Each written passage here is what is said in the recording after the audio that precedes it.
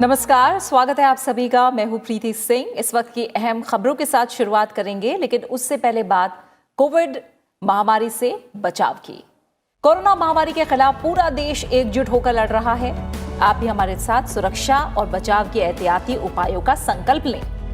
अपना मास्क अच्छी तरह से पहने, 2 गज की दूरी का पालन करें, सुरक्षित दूरी बनाए रखें, साथ ही हाथों को बार बार धोएं।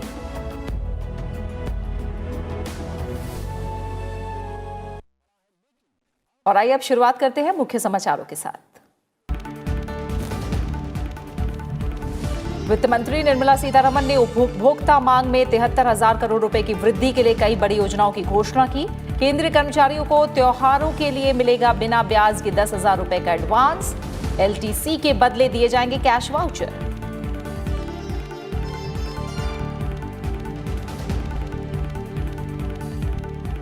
प्रधानमंत्री नरेंद्र मोदी ने राजमाता विजयाराजे सिंधिया की जयंती पर 100 रुपए का स्मारक सिक्का जारी किया। कहा, राष्ट्र निर्माण में समर्पित राजमाता की जीवन यात्रा आज की युवा पीढ़ी के लिए प्रेरणा।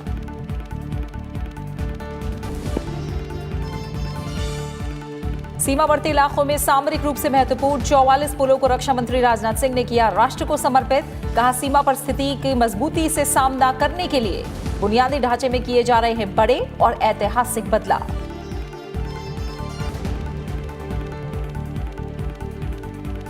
देश में कोरोना संक्रमण के मामलों में कमी जारी। लगातार चौथे दिन संक्रमित मामलों की संख्या 9 लाख से कम। कोरोना मरीजों के स्वस्थ होने की दर बढ़कर हुई 86.36%। और अर्थशास्त्र के लिए नोबेल पुरस्कार का ऐलान। नीलामी के सिद्धांत और नए नीलामी प्रारूपों के आविष्कारों में सुधार के लिए अमेरिका के पॉल मिलग्रोम और रॉबर्ट विल्सन को मिला सम्मान।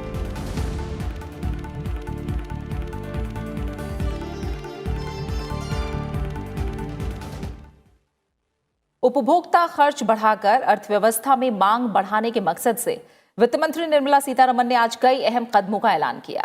उन्होंने कहा कि केंद्रीय कर्मचारियों को इस साल एलटीसी के बदले कैश वाउचर दिए जाएंगे। साथ ही त्योहारों के लिए केंद्रीय कर्मचारियों को 10,000 रुपए एडवांस देने का भी फैसला किया गया है। इसके अलावा राज्यों को पूंजीगत खर्च के लिए 50 साल के लिए 12,000 करोड़ रुपए का बिना ब्याज का विशेष लोन भी दिया जाएगा। त्योहारों से पहले केंद्र सरकार ने सभी अधिकारियों और कर्मचारियों को एक मुश्त उपाय के तहत 10,000 रुपए का ब्याज मुक्त एडवांस देने का फैसला किया है। वित्त मंत्री निर्मला सीतारमण ने इसकी घोषणा करते हुए कहा कि 7वें वेतन आयोग से केंद्रीय कर्मचारियों को त्योहार के लिए एडवांस देने की व्यवस्था समाप्त कर दी गई थी, जिसे इस साल एक बार के उपाय के तौर पर लागू किया जा रहा है। उन्होंने कहा कि इसका मकसद उपभोक्ता खर्च बढ़ाकर अर्थव्यवस्था में मांग बढ़ाना है। So in the 7th Pay Commission, there was no provision for festival advance. We are reviving it. We are reviving it just this one time. And this time we are giving 10,000 rupees for all central government employees, irrespective of their position, rank, gazetted, non-gazetted, it doesn't matter. 10,000 rupees. And this will be given as a prepaid RuPay card. So a prepaid RuPay card will be given to them. It's an interest-free advance. You will be able to use it for any festival up to 31st March 2021. वित्त मंत्री ने कहा कि अर्थव्यवस्था में मांग बढ़ाने के लिए केंद्रीय कर्मचारियों को इस साल एलटीसी के बदले कैश वाउचर दिए जाएंगे। 4 साल में सरकार अपने कर्मचारियों को उनकी पसंद के किसी जगह की यात्रा के लिए एलटीसी देती है।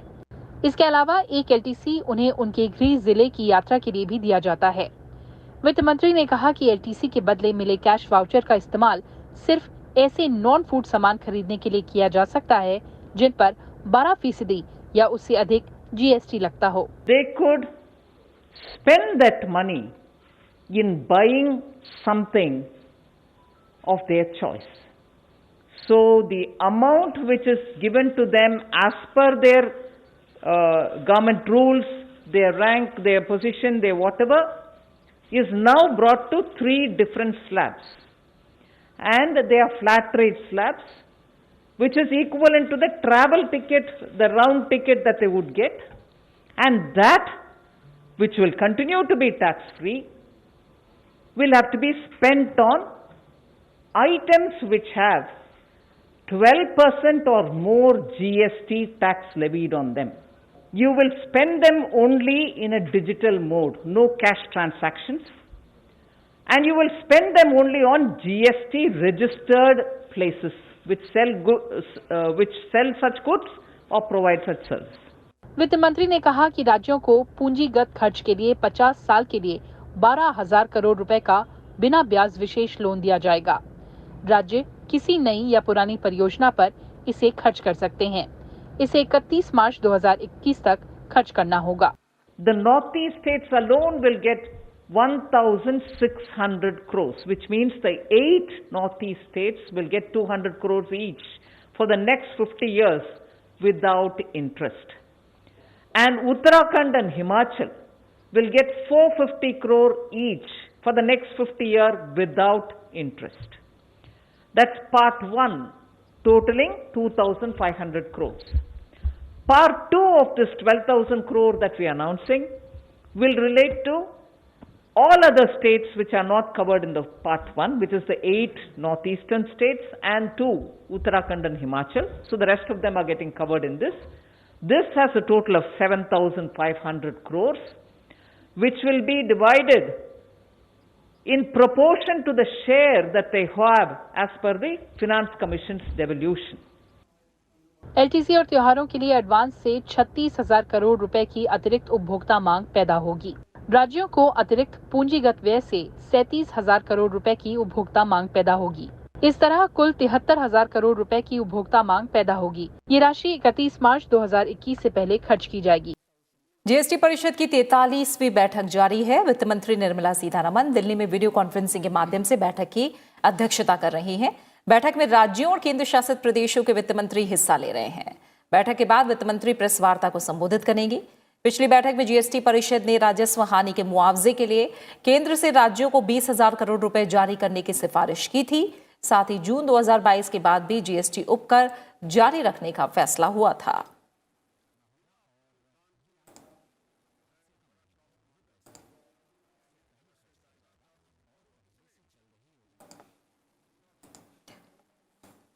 सॉवरेन गोल्ड बॉन्ड योजना 2020-21 की 7वीं किस्त आज से खुल गई है। निवेशकों को स्कीम के तहत 16 अक्टूबर तक सोना खरीदने का मौका मिल रहा है। सॉवरेन गोल्ड बॉन्ड के लिए इश्यू प्राइस 5,051 रुपए प्रति ग्राम तय किया गया है।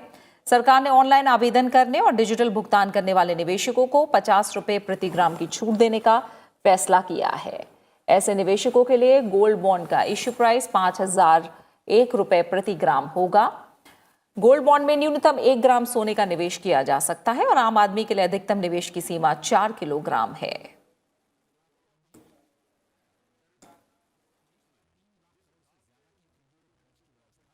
सीमावर्ती इलाकों में सामरिक रूप से महत्वपूर्ण 44 पुलों को रक्षा मंत्री राजनाथ सिंह ने आज राष्ट्र को समर्पित किया है। पुल लद्दाख, अरुणाचल प्रदेश, सिक्किम, हिमाचल प्रदेश, उत्तराखंड, पंजाब और जम्मू कश्मीर में हैं। 8 पुल लद्दाख में हैं, जो इस क्षेत्र के पूर्व में वास्तविक नियंत्रण रेखा और पश्चिम में नियंत्रण रेखा के निकट सामरिक रूप से महत्वपूर्ण 4 सड़कों पर बनाए गए हैं। इस मौके पर रक्षा मंत्री राजनाथ सिंह ने कहा कि बेहद कम समय में निर्मित ये पुल न केवल सामरिक रूप से बल्कि लद्दाख क्षेत्र के सामाजिक आर्थिक विकास की दृष्टि से भी महत्वपूर्ण हैं। ये पुल रणनीतिक महत्व के हैं और दूरदराज के क्षेत्रों को कनेक्टिविटी प्रदान करते हैं। रक्षा मंत्री राजनाथ सिंह ने अरुणाचल प्रदेश में नेचिपू सुरंग को भी उसकी भी आधारशिला रखी है और सीमावर्ती क्षेत्रों में बुनियादी ढांचे को बेहतर बनाने में बीआरओ की सराहना भी की। और इनके निर्माण से हमारी पश्चिमी, उत्तरी और साथ ही साथ नॉर्थ ईस्ट के दूर दराज के इलाकों में मिलिट्री और सिविल ट्रांसपोर्ट में निश्चित रूप से बड़ी सुविधा मिलेगी।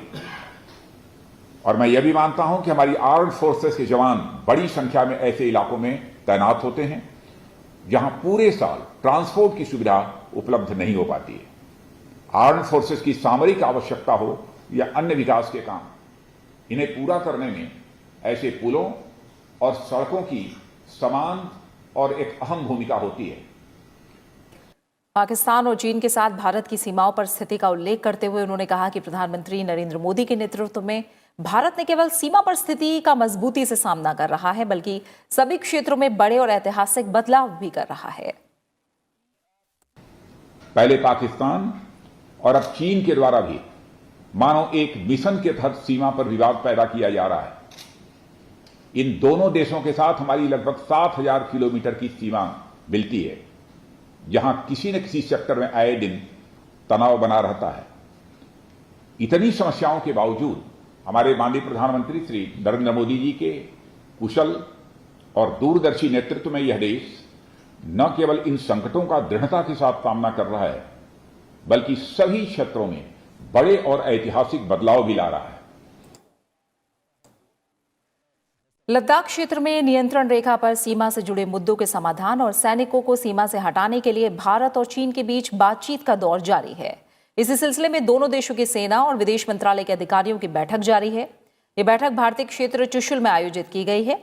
वार्ता में भारत की ओर से लेफ्टिनेंट जनरल हरिंदर सिंह और विदेश मंत्रालय के संयुक्त सचिव नवीन श्रीवास्तव शामिल हैं। बैठक के मुख्य एजेंडे में सीमा से सैनिकों के हटने और वास्तविक नियंत्रण रेखा पर शांति बहाल करने का रोड मैप तय करना है। एक आकलन के मुताबिक पूर्वी लद्दाख में दोनों देशों ने करीब 1 लाख सैनिकों को तैनात किया हुआ है। सैद्धांतिक तौर पर भारत और चीन इस पर सहमत हैं कि सीमा पर शांति होनी चाहिए और वास्तविक नियंत्रण रेखा पर दोनों देशों को वापस जाना चाहिए। लेकिन इसे कैसे किया जाए, इसका निर्धारण बैठक में होना है। दोनों देशों के बीच लद्दाख मसले पर यह 7वीं बैठक है।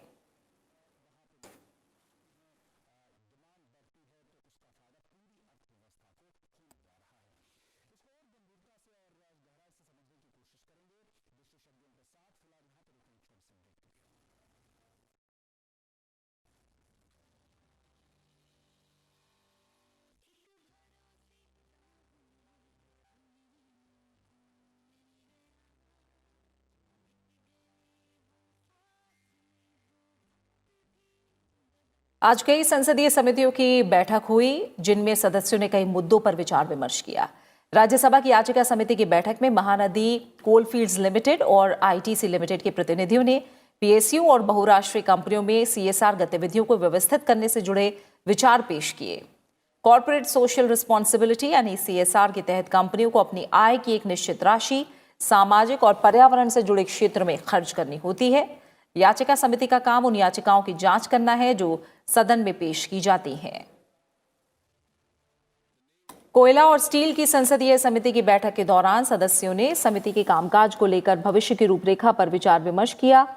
समिति ने 2020-21 के दौरान पड़ताल के लिए विषयों के चयन के संबंध में ज्ञापन पर विचार भी किया। 24 विभाग संबंधित संसदीय स्थायी समितियों के पुनर्गठन के बाद लोकसभा सदस्य राकेश सिंह को समिति का अध्यक्ष नियुक्त किया गया था। वहीं रसायन और उर्वरक पर संसद की स्थायी समिति ने रसायन और पेट्रोकेमिकल विभाग के लिए 2019-20 और 2020-21 के लिए अनुदान मांगों के संबंध में चर्चा की। इन अनुदान मांगों पर सरकार की ओर से की गई कार्रवाई की ड्राफ्ट रिपोर्ट से जुड़े पहलुओं पर समिति ने पड़ताल की। समितियों के पुनर्गठन के बाद कनिमोझी करुणानिधि को समिति का अध्यक्ष नियुक्त किया गया था। विदेश मामलों से जुड़ी संसद की स्थायी समिति की भी आज बैठक हुई। समिति ने 2020-21 के दौरान पड़ताल के लिए विषयों के चयन के संबंध में विचार विमर्श किया। विभाग संबंधित संसदीय स्थायी समितियों के पुनर्गठन के बाद लोकसभा सदस्य पीपी चौधरी को समिति का अध्यक्ष नियुक्त किया गया था।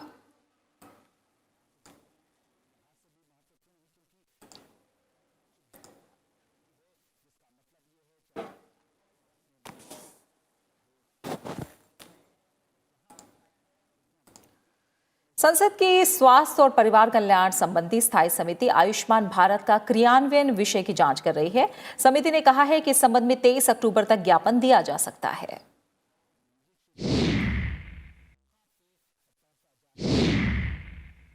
राज्यसभा सांसद प्रोफेसर रामगोपाल यादव की अध्यक्षता वाली विभाग संबंधित स्वास्थ्य और परिवार कल्याण संबंधी संसदीय स्थायी समिति आयुष्मान भारत का क्रियान्वयन विषय की जांच कर रही है। इस योजना के 2 घटक हैं। पहला, स्वास्थ्य और परिचर्या केंद्रों की स्थापना करना। दूसरा, प्रधानमंत्री जन आरोग्य योजना।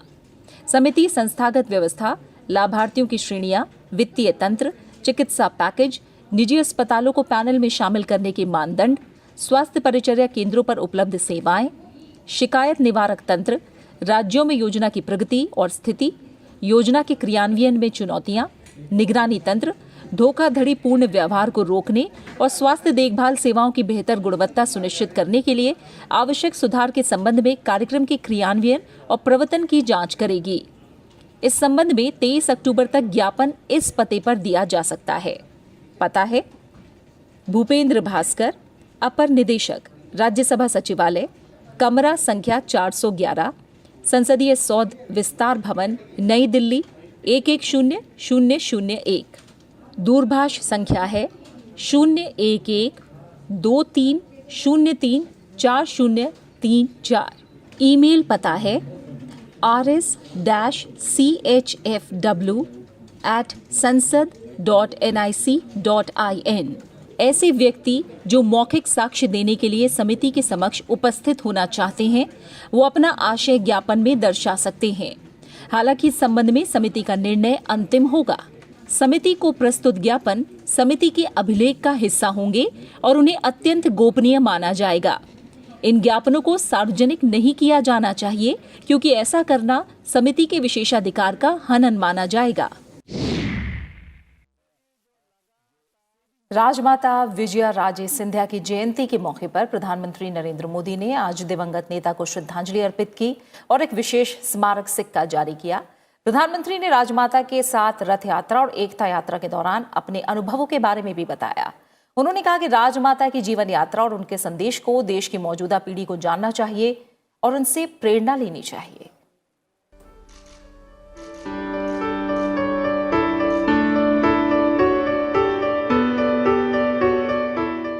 राजमाता विजया राजे सिंधिया की जयंती पर उनके सम्मान में प्रधानमंत्री नरेंद्र मोदी ने सोमवार को 100 रुपए का स्मारक सिक्का जारी किया। उन्होंने कहा कि पिछली शताब्दी में भारत को दिशा देने वाले कुछ एक व्यक्तित्वों में राजमाता विजया राजे सिंधिया भी शामिल थीं। आजादी से पहले विदेशी वस्त्रों की होली जलाने से लेकर आपातकाल और राम मंदिर आंदोलन तक राजमाता के अनुभवों का व्यापक विस्तार रहा है। राजमाता ने साबित किया कि जनप्रतिनिधि के लिए राजसत्ता नहीं, जनसेवा सबसे महत्वपूर्ण है। प्रधानमंत्री ने कहा कि बीते सालों में देश में जो अनेकों परिवर्तन आए हैं, उनका आधार जन चेतना है, जन जागृति है, जन आंदोलन है। उन्होंने कहा कि गांव, गरीब, पीड़ित, शोषित, वंचित, महिलाएं आज देश की पहली प्राथमिकता में हैं। नारी शक्ति के बारे में तो वो विशेष तौर पर कहती थी कि जो हाथ पालने को झुला सकते हैं वह विश्व पर राज भी कर सकते हैं। आज भारत की यही नारी शक्ति हर क्षेत्र में आगे बढ़ रही हैं, देश को आगे बढ़ा रही हैं। आज भारत की बेटियां फाइटर जेट्स उड़ा रही हैं, नेवी में युद्धक की भूमिकाओं में अपनी सेवाएं दे रही हैं। प्रधानमंत्री ने कहा कि कोई भी साधारण से साधारण व्यक्ति जिनके भीतर योग्यता है, प्रतिभा है, देश सेवा की भावना है, वो इस लोकतंत्र में सत्ता को भी सेवा का माध्यम बना सकता है। उन्होंने कहा कि देश की एकता और अखंडता के लिए राजमाता ने जो संघर्ष किया, उसका परिणाम आज हम देख रहे हैं। राष्ट्र के भविष्य के लिए राजमाता ने अपना वर्तमान समर्पित कर दिया था। देश की भावी पीढ़ी के लिए उन्होंने अपना हर सुख त्याग दिया था। राजमाता ने पद और प्रतिष्ठा के लिए न जीवन जिया, न कभी वो राजनीति का रास्ता चुना। आर्टिकल 370 खत्म करके देश ने उनका बहुत बड़ा सपना पूरा किया है। और ये भी कितना अद्भुत संयोग है कि राम जन्मभूमि मंदिर निर्माण के लिए उन्होंने जो संघर्ष किया था, उनकी जन्म शताब्दी के साल में ही उनका ये सपना भी पूरा हुआ है। कार्यक्रम में केंद्रीय संस्कृति मंत्री प्रहलाद सिंह पटेल और राजमाता विजया राजे सिंधिया के परिवार के करीबी भी शामिल हुए।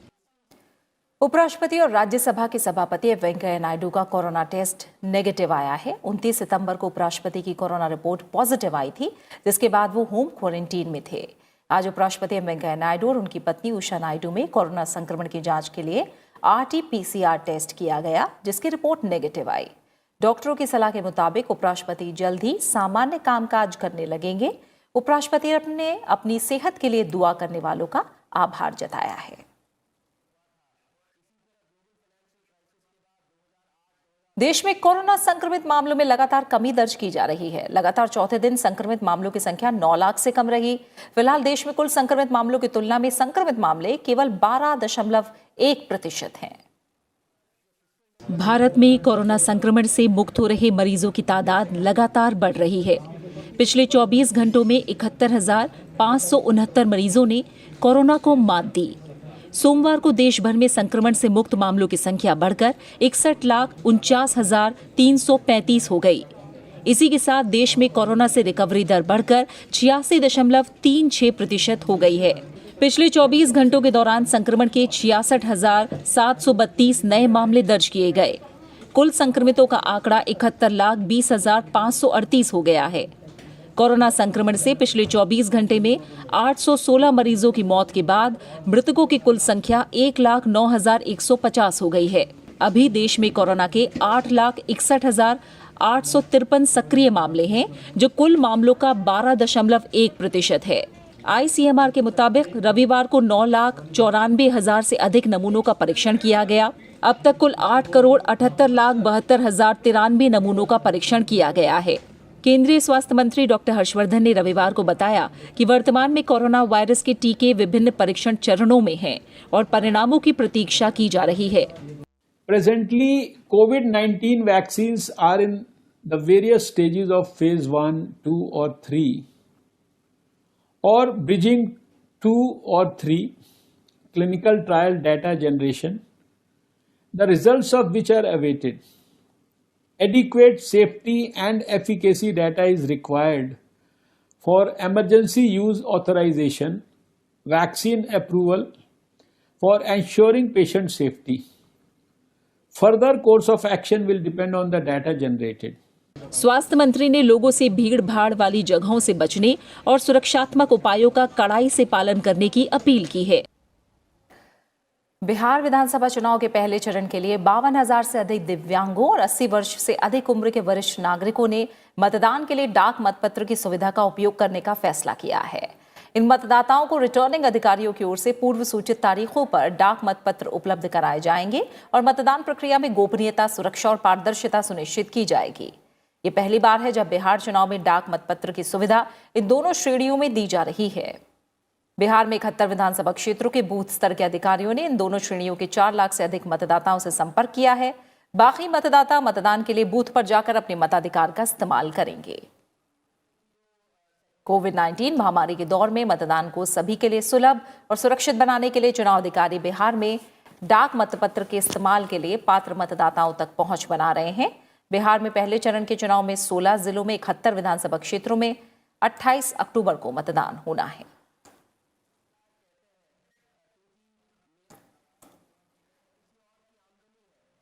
अमेरिकी उपसचिव स्टीफन बिगन का आज से 3 दिवसीय भारत दौरे पर हैं। यात्रा के पहले दिन अमेरिकी उपसचिव ने विदेश मंत्री डॉक्टर एस जयशंकर से मुलाकात की। इस दौरान वैश्विक राजनीति और क्षेत्रीय मुद्दों पर चर्चा की गई। इसके अलावा द्विपक्षीय सहयोग की निरंतर प्रगति की सराहना भी की गई।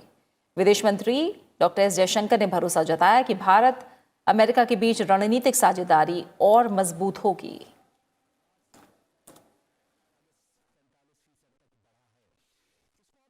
केंद्रीय पेट्रोलियम मंत्री धर्मेंद्र प्रधान ने आज कुवैत के अमीर शेख नवाफ अल अहमद अल जाबीर अल सबा से भारत सरकार के प्रतिनिधि के तौर पर मुलाकात की और पूर्व अमीर शेख सबा अल अहमद अल जाबीर अल सबा के निधन पर भारत की ओर से गहरा शोक जताया। धर्मेंद्र प्रधान 11 अक्टूबर को 2 दिवसीय दौरे पर कुवैत पहुंचे थे। कुवैत के अमीर शेख नवाफ अल अहमद अल जाबीर अल सबा ने राष्ट्रपति रामनाथ कोविंद, प्रधानमंत्री नरेंद्र मोदी और भारत के लोगों को उनकी संवेदना के लिए धन्यवाद दिया है। उन्होंने कहा कि भारत कुवैत संबंध ऐतिहासिक है और आपसी लाभ के लिए प्रगति जारी रखेंगे। इस दौरान केंद्रीय मंत्री धर्मेंद्र प्रधान ने कहा कि उनकी यात्रा के दौरान कुवैत के तेल मंत्री डॉक्टर खालिद अल फदेल के साथ एक अच्छी बैठक हुई और तेल और गैस के क्षेत्र में दो तरफा निवेश सहित ऊर्जा साझेदारी को कैसे बढ़ाया जाए, इस पर काफी अच्छी चर्चा हुई। कुवैत भारत का छठा सबसे बड़ा कच्चा तेल आपूर्तिकर्ता है।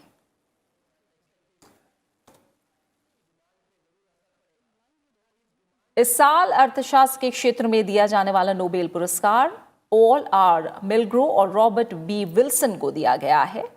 द रॉयल स्वीडिश अकेडमी ने आज इस साल के छठे और अंतिम पुरस्कार श्रेणी विजेताओं का ऐलान किया। पॉल आर मिलग्रो और रॉबर्ट बी विल्सन को यह पुरस्कार ऑक्शन थ्योरी यानी नीलामी सिद्धांत में सुधार और नीलामी के नए तरीकों का आविष्कार करने के लिए दिया गया है। मिलग्रोम और विल्सन दोनों अमेरिका की स्टैनफोर्ड यूनिवर्सिटी में कार्यरत हैं। इन्होंने अध्ययन किया कि नीलामी कैसे काम करती है, साथ ही रेडियो फ्रीक्वेंसी जैसी ऐसी वस्तुओं और सेवाओं के लिए नए नीलामी प्रारूपों को तैयार किया जिन्हें पारंपरिक तरीके से बेचना मुश्किल है। इन खोजों से दुनिया भर के विक्रेता, खरीदार और करदाताओं को लाभ पहुंचा है।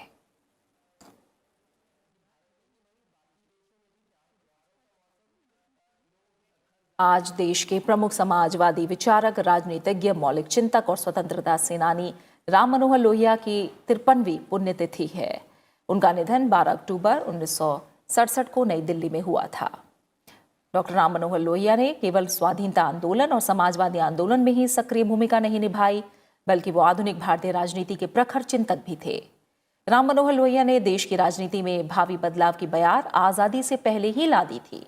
अपनी प्रखर देशभक्ति और समाजवादी विचारों के कारण उन्होंने अपने समर्थकों के साथ ही अपने विरोधियों के बीच भी बेहद सम्मान हासिल किया। प्रधानमंत्री नरेंद्र मोदी ने राम मनोहर लोहिया की पुण्यतिथि पर उन्हें याद करते हुए ट्वीट किया है। उन्होंने लिखा, समाजवाद के प्रवर्तक, विचारों को सत्ता से ऊपर और देश हित को सर्वोपरि मानने वाले लोहिया जी को उनकी पुण्यतिथि पर शत शत नमन। लोकतंत्र को सशक्त करने के लिए अपना जीवन समर्पित करने वाले, विचार को व्यवहार बनाने वाले, लोकतांत्रिक मानकों का जीवन पर्यंत निर्वाह करने वाले लोहिया जी समस्त देश के प्रेरणा पुरुष हैं।